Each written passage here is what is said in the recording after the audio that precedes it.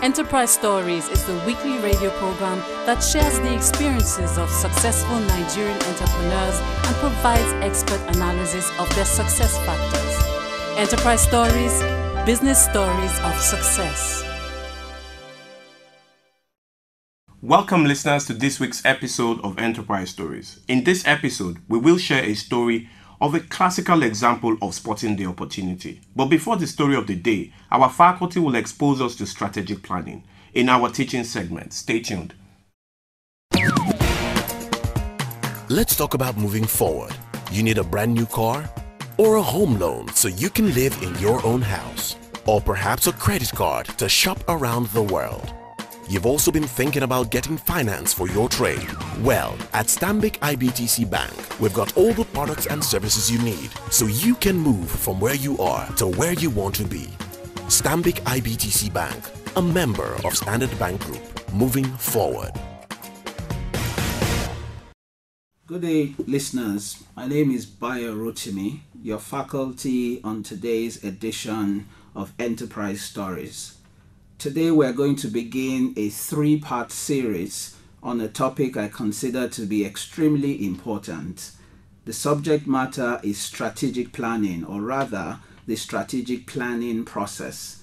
And I think it is very important for every entrepreneur to totally understand this process. So we will start with the definition of strategy, which is really a roadmap for getting you as a business person to your desired destination. It is really the how and the way, the mechanics of running your business in order to achieve your objectives. So I'd like to run through the strategic planning process, and there are about 5 major strands to this. I think we will deal with the very first 2 today, and we'll take the rest in subsequent teachings. The very first and not most important, but equally important part of your strategic planning process is the mission and the objectives.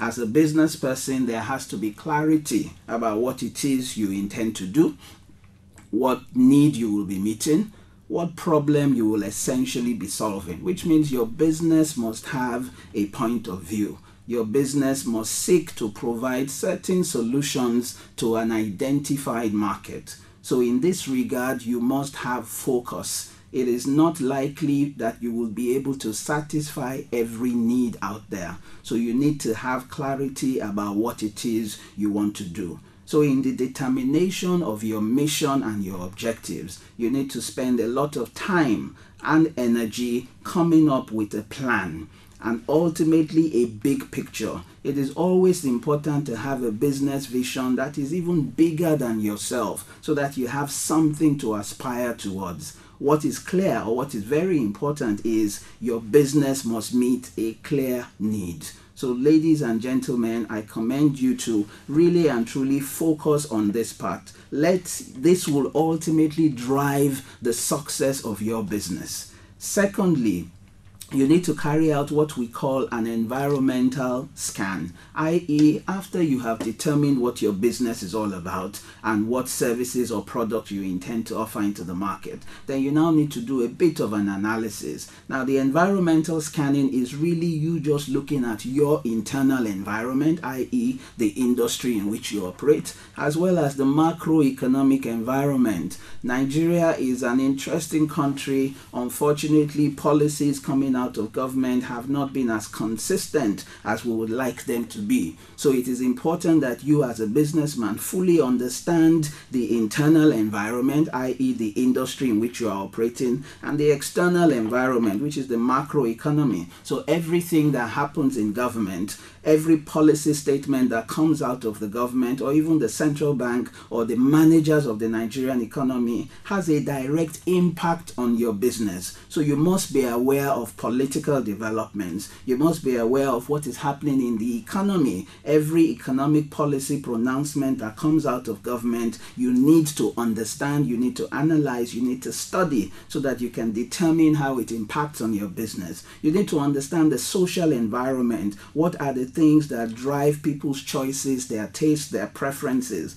Nigeria is a predominantly young country, i.e. the population of Nigeria is comprised mostly of young people. So your products and services, do they appeal to that demographic? You need to understand. You need to understand taste and preferences. You also need to understand the technological environment. We live in an information age, and the success or failure of most businesses will largely be driven by their understanding of technology and their ability to leverage on technology. So it is very important that you understand and you embrace the developments in the technological space and see how that can further your business objectives. So, ladies and gentlemen, understand your environment, i.e. the industry in which you work in, understand the macroeconomic environment, and in the discussion around your industry, you need to know what the critical success factors for that particular industry is. Bottom line, ladies and gentlemen, you must be a specialist. You must understand your industry fully so that you can fully take advantage of the opportunities that lie therein. I thank you for listening. We'll stop at this point and continue with part 2 next week. Thank you very much. Let's talk about moving forward. You need a brand new car or a home loan so you can live in your own house, or perhaps a credit card to shop around the world. You've also been thinking about getting finance for your trade. Well, at Stanbic IBTC Bank, we've got all the products and services you need so you can move from where you are to where you want to be. Stanbic IBTC Bank, a member of Standard Bank Group, moving forward. We are now in the story of the day segment, and in the studio with us is Temitope Osuntokun, the CEO of S&Y Bowel Services Limited. Temitope, you're welcome to Enterprise Stories. Thank you, Wale. Okay, tell us about S&Y Bowel Services Limited. All right, S&Y Bowel Services Limited is a service company that is focused on rendering service to people in public places, most especially bathroom services, toilet services, and washroom services.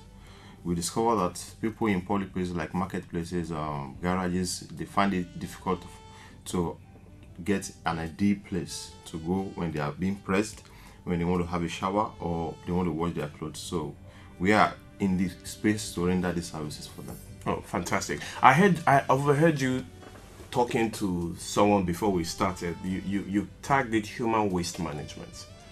Yes, because practically what we do is we collect the waste from them, we store the waste, and we take it to where it's going to be harmful to the environment. Okay, so how did you come about S&Y Bowel Services?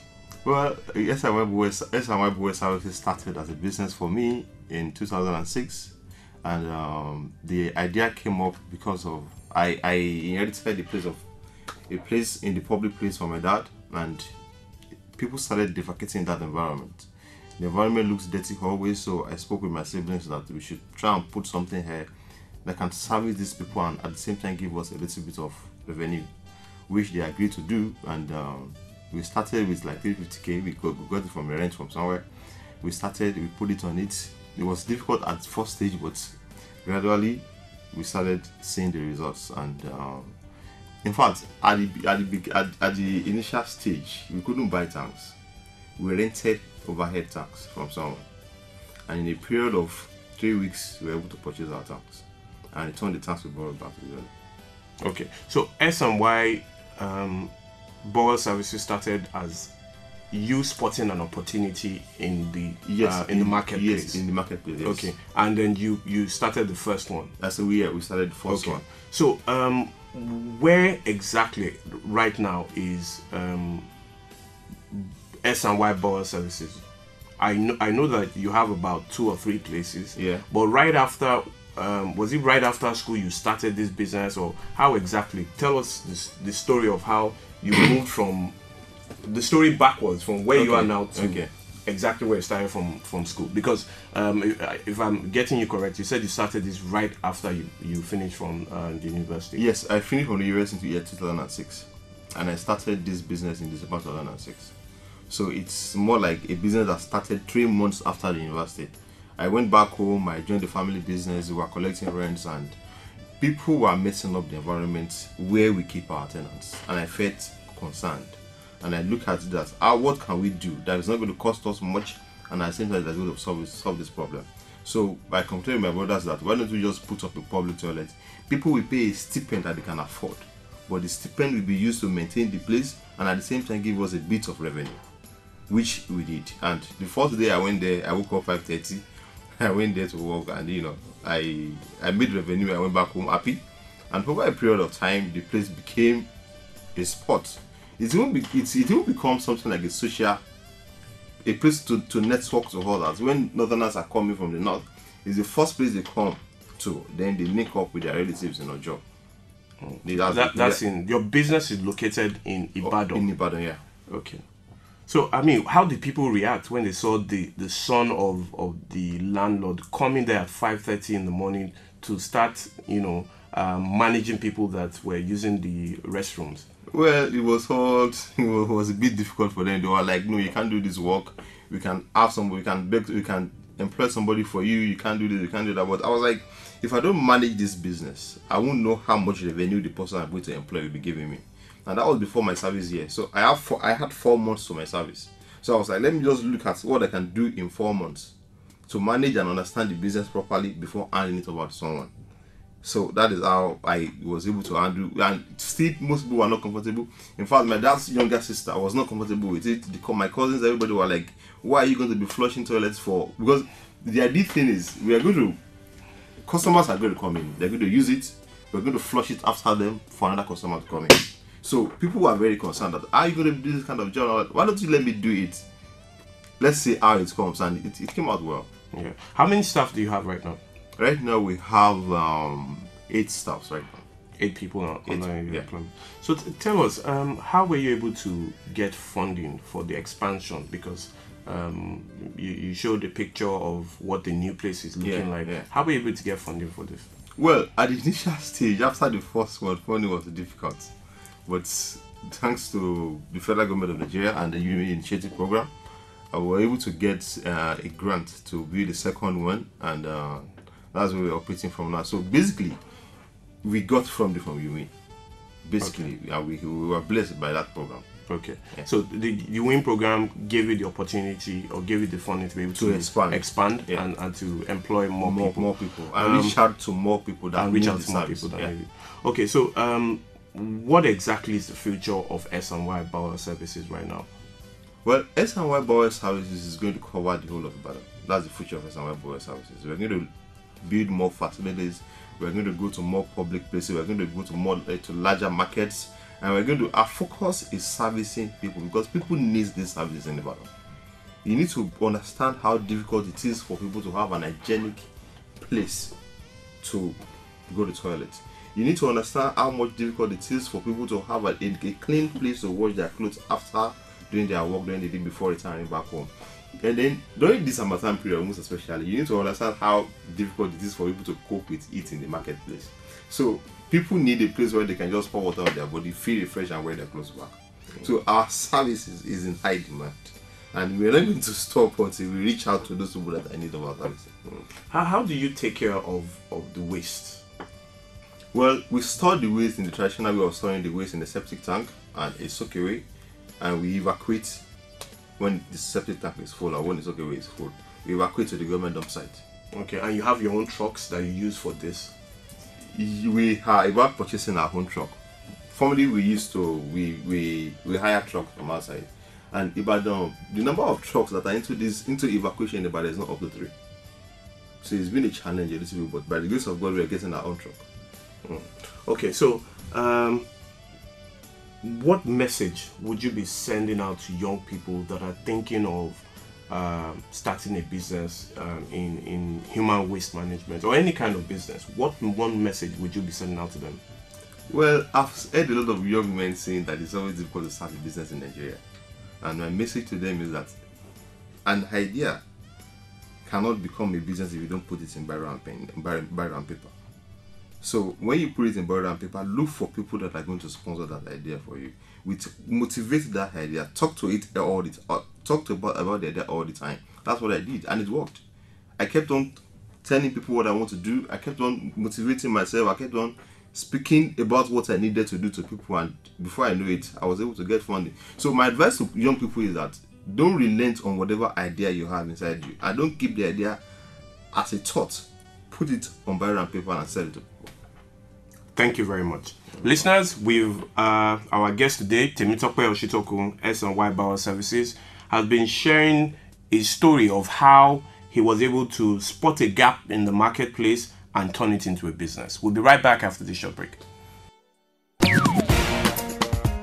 Let's talk about moving forward.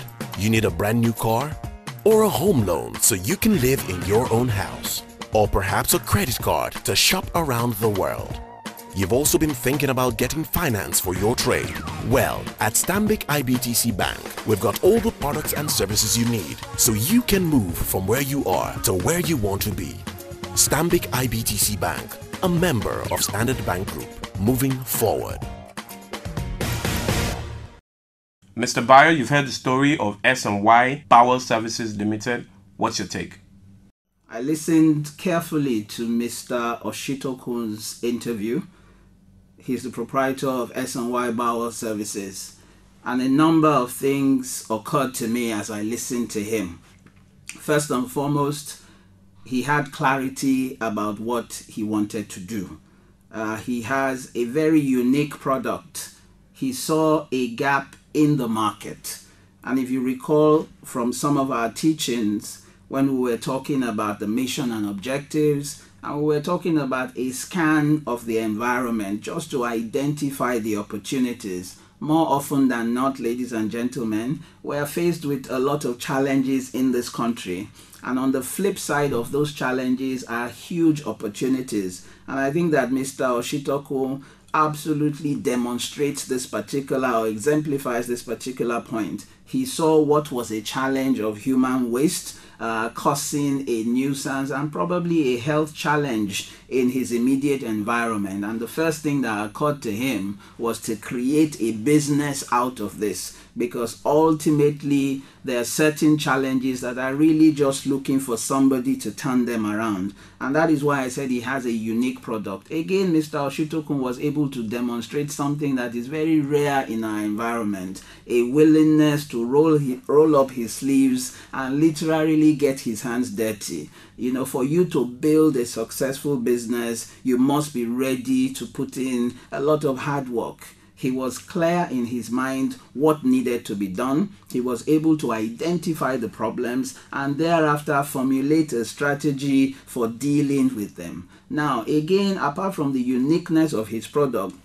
he also had some fairly interesting strategy. He decided that he will keep the pricing as low as possible, just so that the target market that he has identified will be able to afford the service. If he got his pricing strategy wrong from the beginning, he would have lost a potentially large opportunity to run or to develop a viable business. So again, in terms of your entry strategy, it is very, very important that you focus, you understand the dynamics of the market you want to service, and thereafter come up with solutions that first of all meet their need, but it also comes at a price that is affordable to them.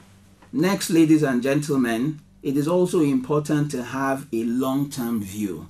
Now, Mr. Osuntokun's position is very clear. He sees opportunities all over Ibadan.